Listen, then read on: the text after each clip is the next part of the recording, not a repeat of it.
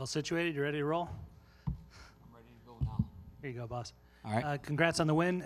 Did this play out the way you thought it was going to? Could you have imagined a scenario where you would choke him out basically the same way that happened the first time? A little bit. You know, I trained for a submission. We trained for a improved version of Anthony Johnson, a guy that was going to be able to go longer, harder. We thought that eventually we could break him down, but it happened a little bit faster than I anticipated. So did you see an improved version of him then, or did you see a version that was a lesser version than you saw the first time? I don't know. It was a different fight. It was a completely different fight because the first time I was actually engaging in the wrestling, whereas this time he was the one kind of wrestling me, which was a big surprise. So even in the first round, you know, we would have preferred not to take the head kick, but if you got a guy that's as big and explosive as Anthony and he is going to engage you on your terms, you kind of concede one round and hope that it's like a boxer with body punches. You know, you're just investing in the later rounds. So he conceded the first round. And in the second round when he did the same thing, I could feel he wasn't as strong. And eventually I felt I was going to get him. This fight was a little bit different for you, I'm going to imagine, because of the drama with the weight cut and then the drama with John Jones and all the stuff that was going on with that.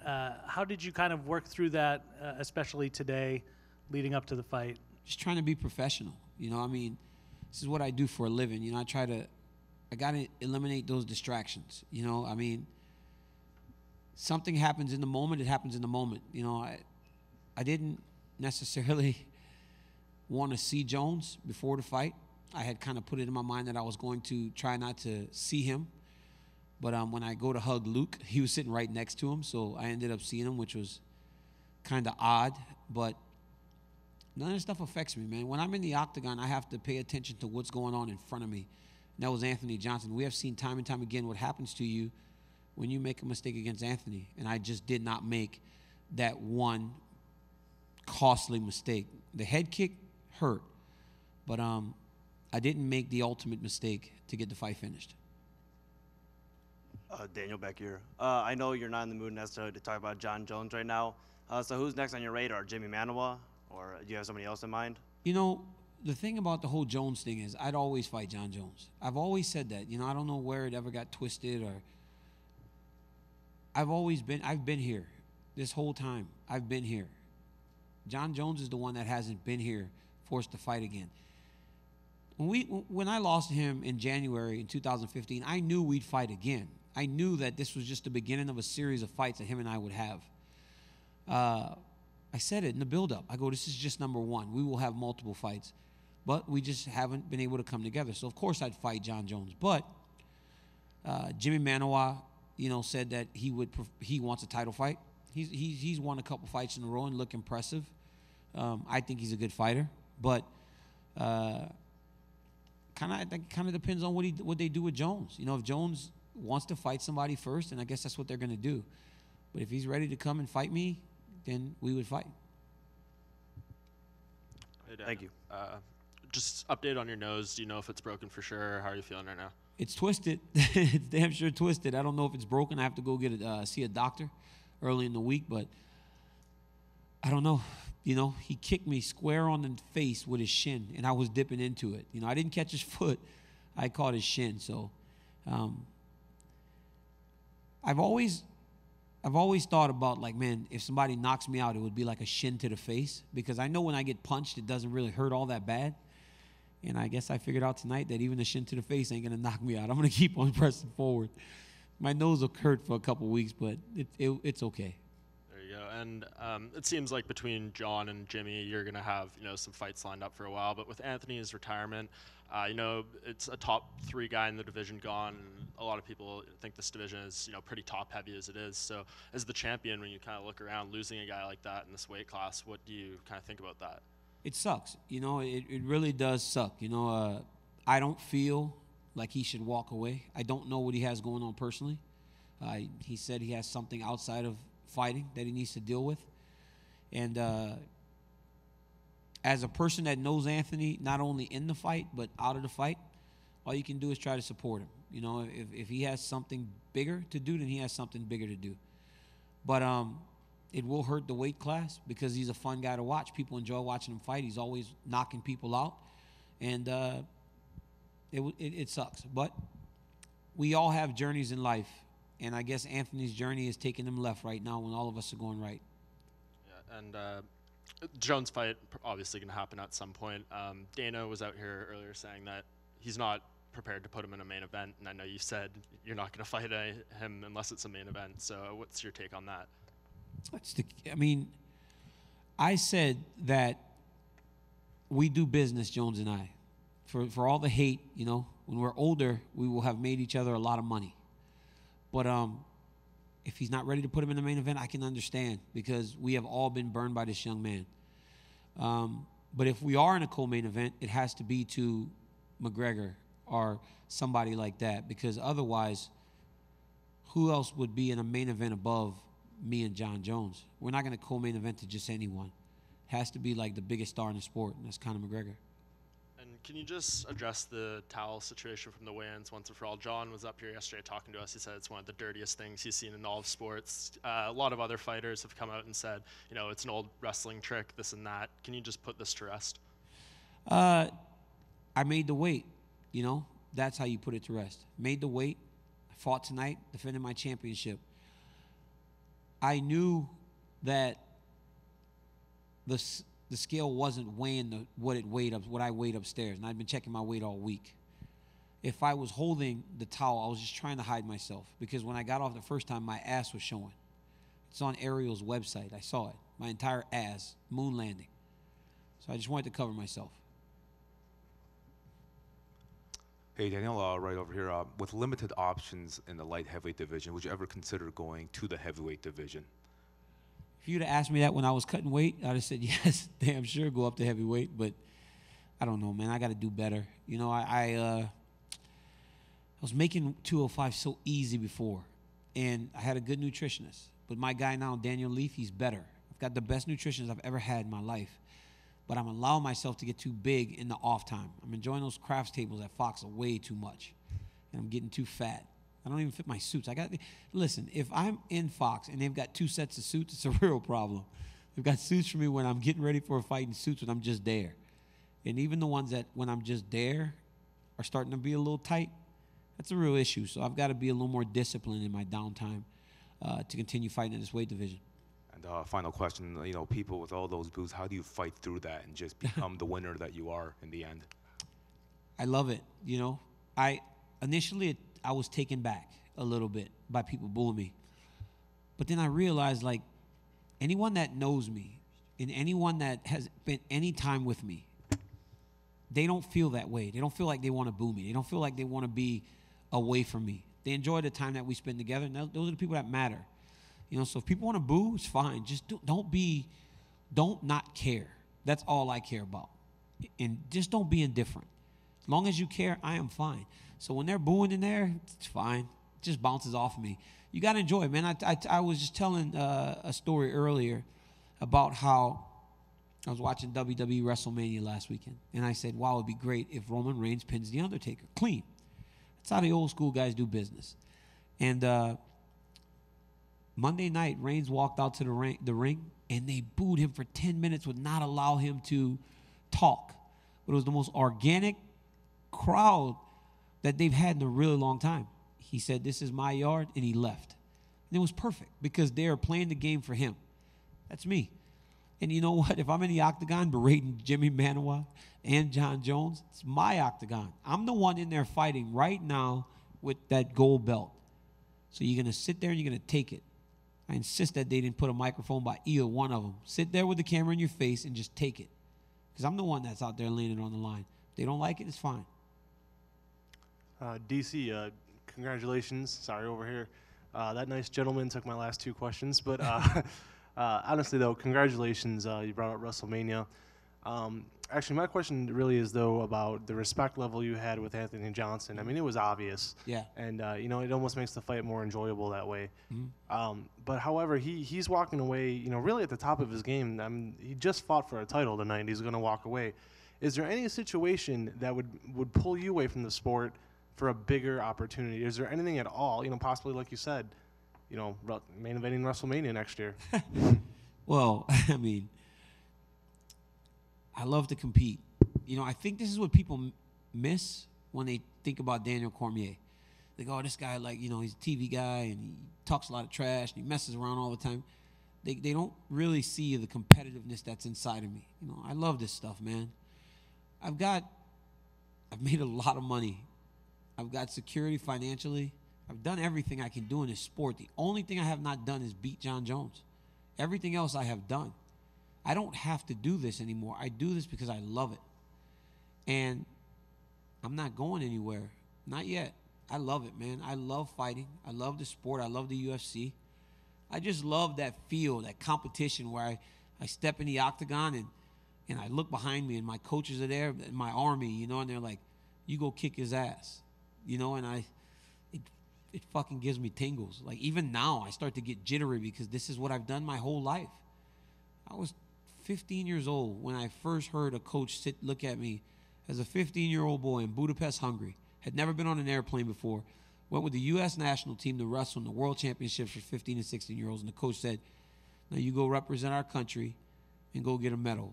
And in that moment, I was hooked. I was hooked with high-level competition. And I've chased it ever since. I'm not done with it. Congratulations again. Thank you. Hey, DC over here. As far as the weight cut and everything, do you feel like it was a tougher weight cut than some of your other fights, or was it just, people kind of blowing this out of proportion? It was tougher. I'm an honest guy. I'm not going to sit here and lie and say in hindsight, oh, it wasn't that tough. It was tougher. It was much tougher because like I said, I was undisciplined. I didn't do things the right way. Yeah, it was tougher. And now that it seems like Jimmy Manuwa is going to be next, just with the whole Jones, not being put in that situation, how do you sort of see a matchup with him going now that you've had a chance to sort of think about it? Jimmy Manuwa? Yeah. He's a tough guy. He punches hard, I like his little thing, one shot, one kill. It sounds cool. He wears sweatsuits. A guy that wears sweatsuits is pretty cool, but Jimmy Manuwa can't do me anything, man. Dude's done. It's like Jimmy Manuwa would be lucky to get out of 10 minutes. 7 minutes. I would demoralize him. And I just got to ask this because I'm up here in Canada. In the near future, maybe Misha Cirkunov gets a title shot. What are your thoughts on him, as a fighter and, a potential opponent? I think he's fantastic.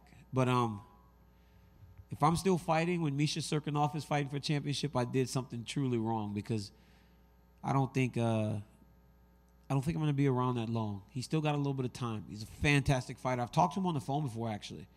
And wished him luck and told him how impressive I believe he is. But for guys like Misha, guys like Corey Anderson, who I want to apologize to Corey because I said to Jimmy, you just beat Corey Anderson. I was not disrespecting Corey. I really like Corey Anderson. I just think he was very young. So maybe he wasn't quite ready for Jimmy Manuwa. 2 years from now, he beat Jimmy Manuwa when he has a little more experience. But those guys are young. I don't think I'm going to be around long enough for those dudes to be fighting me for a championship. DC, congratulations, man. Sorry. Is there any inclination that you could give to what you and Arthur Jones were jawing about at the end of the fight? What is he talking about? What are you going to do? So I'm telling Jimmy, he's like, Jimmy's screaming at my boxing coach. He goes, you're just tall. I'm like, well, don't worry about him. You'd have to fight me. You're not fighting my boxing coach. And Rosendo, he doesn't really help the situation. He's like a little chihuahua. He's yapping at Jimmy and making fun of his accent. But Arthur's sitting there talking. I'm like, I won't even fight you. What are you going to do? I'm going to fight John. Shut up. It's like, shut up. What are you talking about? He's sitting there, freaking 2 chairs. He's got 2 chairs to sit in one place. They gave him 2 chairs. Arthur Jones had 2 chairs. Just know that. And fuck him. They showed Luke Rockhold on the big screen, and he gets booed too. Is there any what's all with all the hate for AKA now? It's ridiculous. It's crazy. It's like I'll get booed, Luke gets booed, but Kane is the only one that's been immune to it so far. Kane at UFC 200, Kane was every time he would mention my name, people would boo. But then he would talk, and it was like, "Yay, Kane." I don't know. I don't know what they see. Maybe we've pulled out of some fights. Injuries happen. They may see us as cocky, arrogant. Look, when you win as much as we do, you can be arrogant. If you're a New England Patriots, you tell people exactly what you want to tell them. So hate us all you want. Make sure you tune in. Coming into this fight, we talked across the street from the airport, if you remember. Rumble was there, and John Jones came up.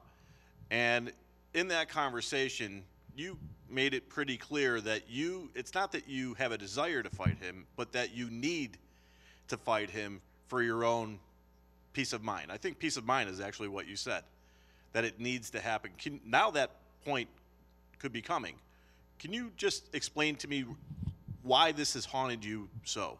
Well, look at again, I said I've won the Strikeforce Championship, I've won the UFC Championship, defended the UFC Championship. The only thing I have not done in this sport is beat that man. So as a competitor, if I tell you I'm a competitor, as Rumble said, I have a drive within me to be the best. I have to beat the man that beat me. On the one night that we competed, John Jones got the best of me. I'm not going to sit here and pretend he didn't. That's why. It's all competitive. It's not because, I hate John Jones. It's because competitively, he beat me, and I need to get it back. Have you lost sleep over that? I mean, some really competitive people, they're still pissed because they lost a Little League game when they were 9. I think at this point, you can't hold on to things to that level. I have to move forward, because if not, I would have lost to Alexander Gustafsson, lost to Rumble, lost to Anderson Silva, lost to Rumble the second time.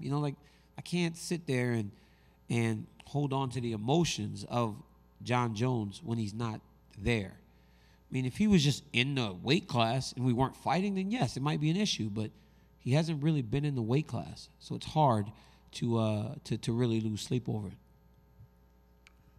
You mentioned John a couple of times and how much you want to get it back. And you've also said a couple of times this week you're not going to be fighting for that much longer. You know that the end is somewhat near. How hard will it be for you to walk away if it doesn't happen? Either you don't fight him or you don't get to beat him. At this point anymore, it doesn't. Honestly, I could be done today, and I would be completely fine with everything that I've accomplished. I don't feel like I should let this young man have so much control over me and my legacy. He beat me. So what? You want to fight. I would love to fight him again and beat him. But if I did not fight him, especially for things that I cannot control, I'd be fine. I could actually walk away today and be completely proud of my career in mixed martial arts. 19-1, UFC champion, Strikeforce champion, King of the Cage champion, regional circuit champions, all after the age of 30. I'd be fine. I've got a beautiful family. I'm getting married on May 27th. I've got 2 beautiful kids. I mean, I've got everything. Man, I'm a guy that had nothing. I had nothing. I'm fine. I'm good. John Jones doesn't control my future. You actually just added one more question to what I was going to ask, but why getting married? I know it's been, you guys have been together a long time, been through a lot. Why now is it going to happen? It's just, man, I love my fiance. We've been together for a long time. Selena and I have 2 beautiful children, and we were looking at dates, and we set a date last year, and it was like, you know what? It's time. We can't keep procrastinating and playing. I know we're happy, but I don't want my wife to go to school anymore, and if the teacher calls her name or something, she has to feel uncomfortable. She's my wife. I love her, and she deserves to share the name of me and our children. So, yeah, May 27th. I'm excited. Congratulations on that. Thank you. The last thing I have for you is, how surprised were you at his game plan? Because if you listen back to the corner audio, his team was first angry, and then they couldn't believe it. They just stopped even yelling at him about what he was doing. So how surprised were you by what was going on? We were very surprised. I mean, we actually thought he was going to try to fight like he did Phil Davis, maintain distance. But at the end of the day, Anthony's a wrestler, so when he panics and things aren't going exactly as he intended, he starts to wrestle. So when I went back to the corner, I said, Bob, did I lose that round? He goes, yes, but it does not matter. He goes, it is fine. He goes, go back out and do the same thing. He just had to disengage. He had me pushed against the side of the octagon. But he just stayed in there, so I just kind of kept my weight on him and just kept holding on to him until eventually I knew I would get him as time went on. What do you think he's going to do? I don't know. I hope he doesn't retire, though. I really hope he does not give it up. He's got so much more to offer to the sport. Hey, Dan, just in the front here. Earlier on, Dana was sitting there and he said that he doesn't trust John Jones, and that's obviously why he's in the comment. Do you trust John? Do you think if the UFC name a date, he will make it?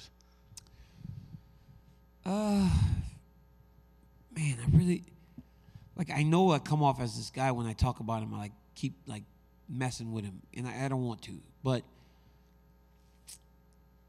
we've been scheduled to fight 4 times, and twice we haven't because of issues.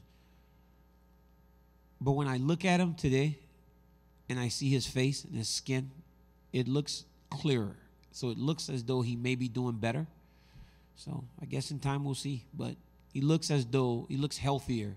You can tell it. He's a young man. You know, a young man at that age should not look as though his skin is like, you know, older. And I think at times John looked like that, like he was doing way too much. Now he seems to be doing things the right way. So I guess with physically, he looks better. And with time, we'll see if mentally and everything else he's more responsible. Okay, and obviously with the nose and the upcoming marriage, congratulations on that, by the way. Does California at the end of July suit you better? I don't know. In terms of a rematch, no. I don't know, you know, but that's the thing, though. It's like it's going to be my decision. It's not going to be his decision. I'm not going to jump at the first opportunity because now he's available again.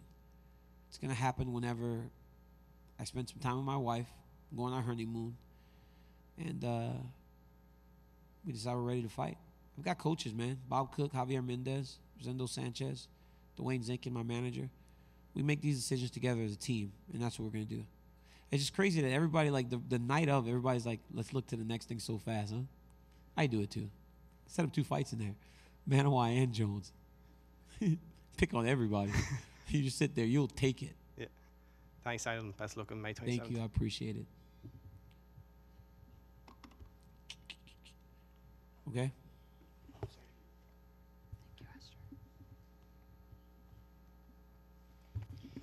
Just for your nose, will you go to see a plastic surgeon or just see a doctor? Because doctor might mess it up, you know. If a doctor says it's broken, I'll tell him stick a couple pieces of wood in there and just straighten it up, old school. Okay. I'm an old school wrestling guy, man. Come on. All What do you right. think I'm gonna get plastic surgery? All right. You crazy? Good luck. What's wrong with you? Not getting plastic surgery. I'll be walking around like Jim Carrey on that one movie when he had those 3 black sons. You remember that movie? What was that? Me, Myself, and Irene, when he's all wheezing out of his nose, get plastic surgery. Yeah, what is going on here? Hey, Daniel, congrats. John said yesterday that the towel thing was the dirtiest thing he's ever seen in sports. What is your reaction to that comment? It's like you sit there and you take a table, right, and you put a whole bunch of kitchen appliances, right? And at the end of one side, there's a pot. And at the other side, there's a kettle. And that pot starts yelling, "You're dirty," while you're sitting there with a steroid needle. That's my opinion on that. You sit there over there, pot, with your Cialis or whatever that shit's called, and you throw it at the kettle. So get over there. Sit over there, pot, in detention. Cialis boy. Just one more. I think it's 18-1 now or 19-1? 19-1. 19-1. Undefeated as a heavyweight. 1 loss at light heavyweight. Almost split your career now at heavyweight and light heavyweight. Next week, Demetrius Johnson fights. Why don't you get enough love in the pound-for-pound discussion? I don't know. It's very confusing because if you look at what pound for pound truly means, it's does your skill translate weight divisions? I have shown that my skills can be effective at heavyweight, can be effective at 205. Yeah, I should be right up there with all of them. I mean, love McGregor, love Demetrius, and I feel like being in the top 3 is a big honor. But I feel like it should be between DJ and I because Jones not eligible. If Jones was in there, he would be up there with us too. That's why when Jones and I fight, I believe you're getting 2 of the best fighters in the world pound for pound. That's it. All right, guys.